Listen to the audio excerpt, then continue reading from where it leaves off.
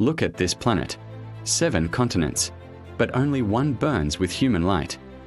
This is Earth, but not as you know it. What you're seeing is a world where humanity made a different choice. A world where we never left home. No pyramids in Egypt. No Great Wall in China. No Statue of Liberty. Because in this reality, those places never saw us. But here's what nobody tells you about this alternate timeline. Staying in Africa might have saved us from our greatest extinction event, or doomed us to something far worse. I'm about to show you a version of human history that will make you question everything about why we are the way we are. 70,000 years ago, a small group of humans stood at the northeastern edge of Africa. Maybe 200 people, maybe fewer, starving, desperate.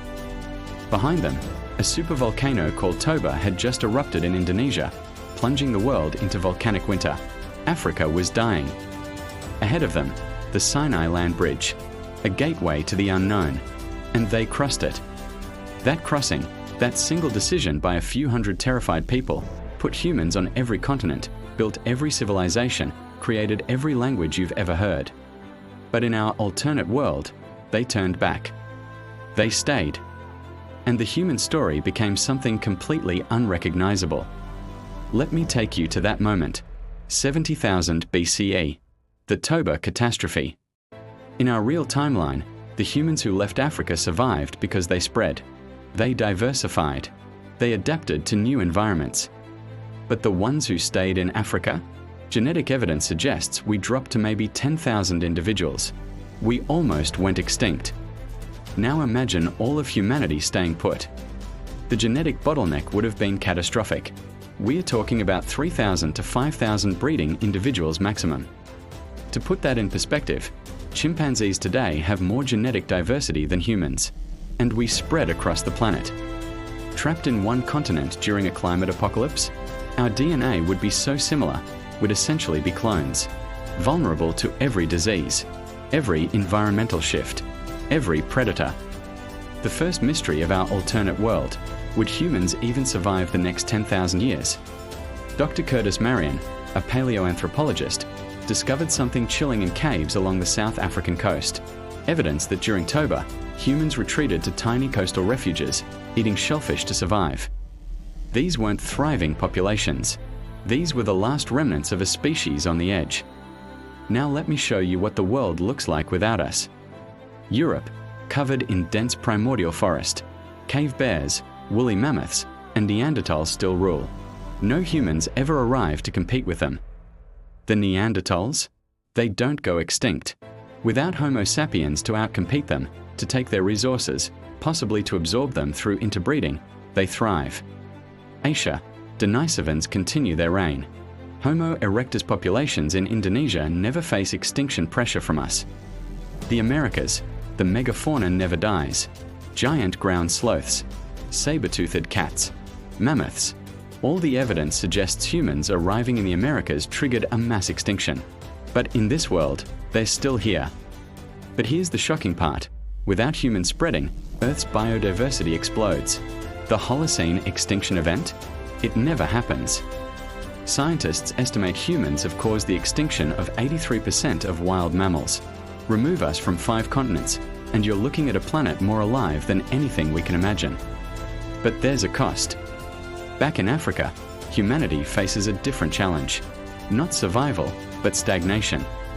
Here's what anthropologists don't tell you. Migration drove innovation. When humans left Africa and hit the freezing climates of Ice Age Europe, they had to innovate or die.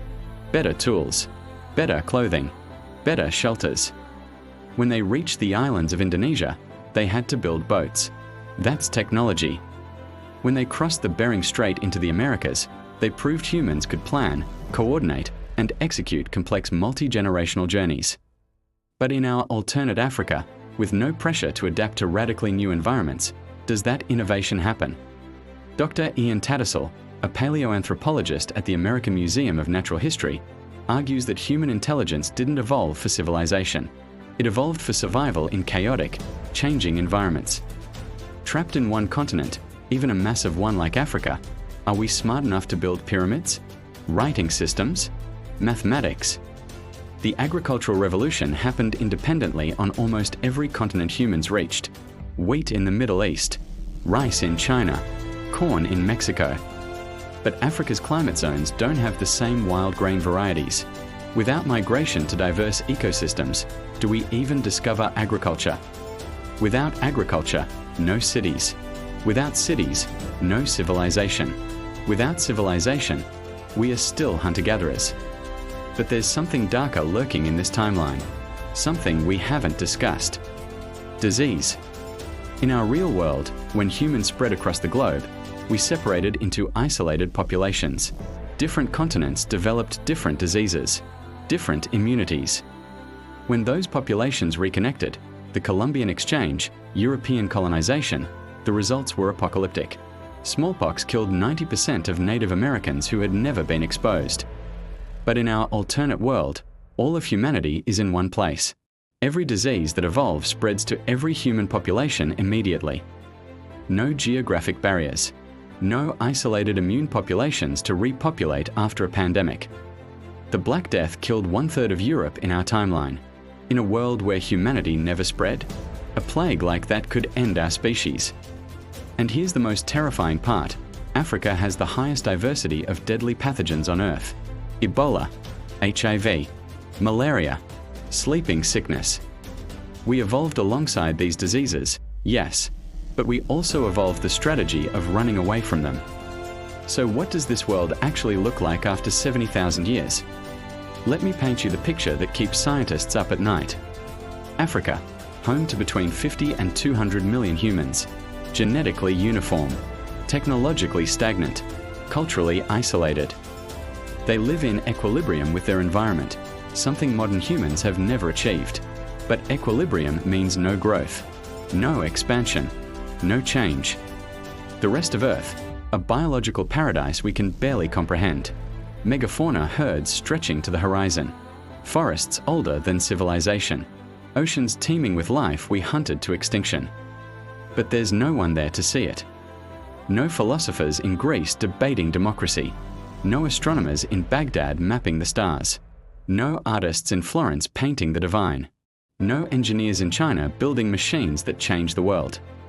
Every human achievement you've ever heard of, from written language to the moon landing, require the pressure, the competition, the innovation that came from spreading across impossible environments.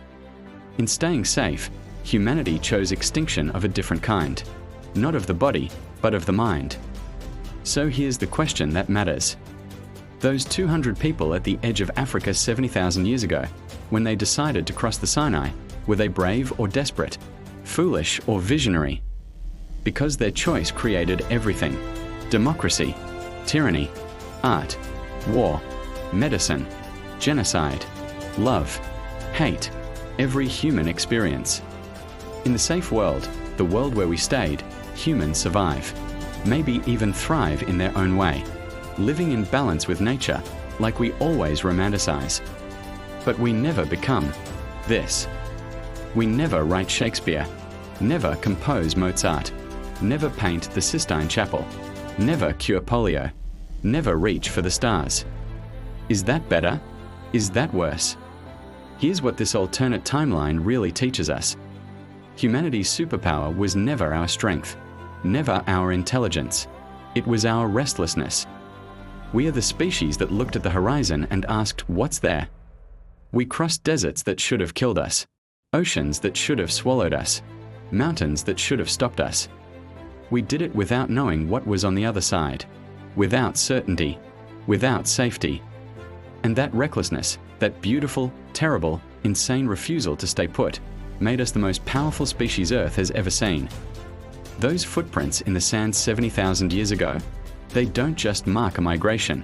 They mark the moment we stopped being just another African primate and became something the universe had never seen before: explorers, dreamers, survivors, destroyers, human.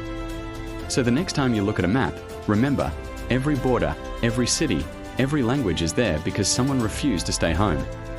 In another universe, we are still in Africa. Safe, simple, small. But you're watching this video, which means we chose differently. We chose the hard path, the dangerous path. And that has made all the difference.